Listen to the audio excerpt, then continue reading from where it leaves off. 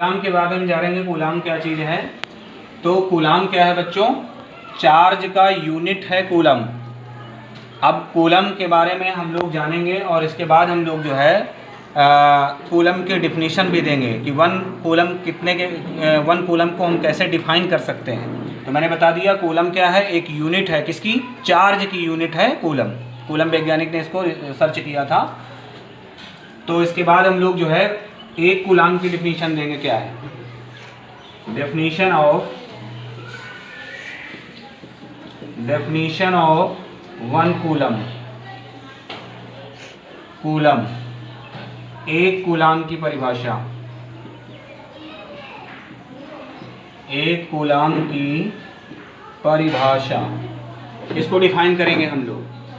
बच्चों आपने high school में भी पढ़ रखा है कि करंट क्या होती है। करंट किसी भी चालक पदार्थ में एक सेकंड में जितना भी चार्ज फ्लो होता है, किसी चालक पदार्थ में एक सेकंड में जितना आवेश प्रवाहित हो जाता है उसे हम क्या कहते हैं? वैद्युत धारा कहते हैं। धारा की डिफिनीशन है, वैद्युत धारा की डिफिनीशन है। तो हम लोग इसको फार्मूला के रूप में लिख सकते हैं I/Q/T। Q/T क्रॉस मल्टीप्लाई कर लेते हैं अगर, तो Q कितना हो जाएगा? IT। अब चूंकि इसकी जो डिफिनीशन दी जाती है वो हम कुछ स्टैंडर्ड मान के देते हैं, मानक मान के देते हैं यूनिट के फॉर्म में। तो हम लोग इसके कर लेते हैं कि यदि I/1 एम्पियर ले लें, कितना ले लें? 1 एम्पियर, और T कितना ले लें? 1 सेकेंड, देन Q हमको क्या मिल जाएगा?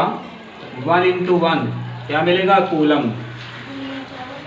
कूलम इस प्रकार से हमारे पास Q कितना आ गया? 1 कूलम। क्लियर हुआ? तो 1 कूलम हमारे पास ये हो गया। अब इसकी डिफिनीशन हम कैसे दे देंगे? किसी चालक पदार्थ में या किसी चालक क्षण में अगर 1 एम्पियर की धारा 1 सेकंड तक प्रवाहित कर दिया जाए तो आवेश का मान क्या हो जाएगा? 1 कूलम हो जाएगा। जब किसी चालक में 1 एम्पियर की धारा 1 सेकंड तक प्रवाहित कर दिया जाए तो जो आवेश हमें प्राप्त होगा, गेन होगा चार्ज, वो कितना होगा? 1 कूलम होगा। तो ये इस प्रकार से हम लोग कूलम की डिफिनीशन दे सकते हैं। कूलम मैंने बता दिया आपको क्या है? चार्ज का यूनिट है कूलम, मात्रक है। ये तो हमने कूलम के बारे में जानकारी दी। इसी के बाद हम लोग क्या करते हैं? एम्पियर के डिफिनीशन देते हैं। एम्पियर किसका यूनिट होता है? करंट का यूनिट। करंट का यूनिट जो है हमारे पास क्या है बच्चों? एम्पियर है। एम्पियर, इसको हम लोग कैपिटल A से भी डिनोट करते हैं, कैपिटल A से। अब हम लोग करंट का यूनिट हमारे पास एम्पियर हुआ। अब हम अगर आपसे पूछ लें कि what is the definition of 1 ampere, 1 ampere को कैसे डिफाइन किया जाता है? तो बच्चों एम्पियर किसका यूनिट हुआ? किसका मात्रक हुआ? वैद्युत धारा का मात्रक कौन होता है? एम्पियर। अब वैद्युत धारा कैसी राशि है? वैद्युत धारा को मैंने पीछे आपको जो फर्स्ट ईयर में पढ़ाया था, फंडामेंटल क्वांटिटीज है, ये मूल राशि है। और किसी मूल राशि को जब डिफाइन करना होता है तो किसी दूसरी राशियों की हम मदद नहीं ले सकते हैं। मूल राशि को डिफाइन करना होता है तो एक स्टैंडर्ड वैल्यू मान करके उसको डिफाइन किया जाता है। उसको ज़बरदस्ती हम लोगों को स्वीकार करना पड़ता है कि ये चीज़ है। जैसे हमने आपको बताया था कि 1 किलोग्राम की डिफिनीशन आपको देनी है। किलोग्राम भी आपका क्या है? फंडामेंटल क्वांटिटीज़ है। किसका मात्रक है? द्रव्यमान का मात्रक है।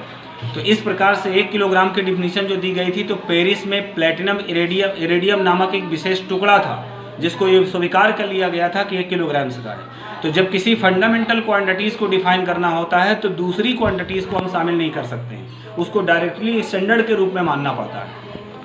इसी प्रकार से 1 एम्पियर की जो डिफिनीशन देनी होगी, वैद्युत धारा के मात्रक की जो डिफिनीशन देनी होगी, तो वो कैसे देंगे हम लोग?